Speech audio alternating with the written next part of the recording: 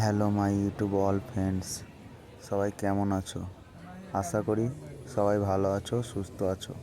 আমি চলে আসলাম একটা নতুন ভিডিও নিয়ে তোমাদের কাছে।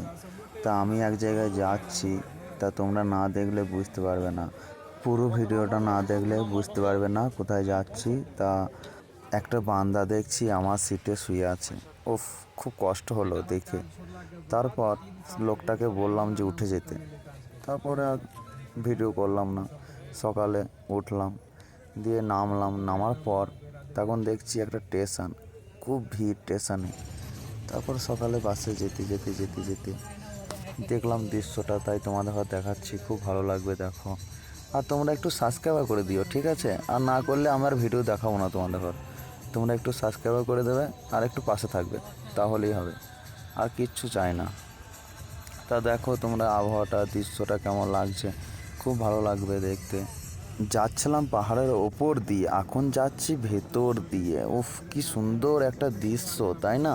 সব দেখতে খুব সুন্দরই লাগে, কিন্তু কাছে গেলে খুব ভয় লাগে। এই পাহাড় যদি ছেড়ে মাথায় পড়ে, তাহলে তুমি একবারে পুরো ছাতু হয়ে যাবে। পুরো ছাতু ছানা, পুরো চিপসি, একবারে পুরো চিপসানো পাঁপড়, ছাতু পাঁপড় দুটো মিক্সিং হয়ে যাবে পুরো একবারে।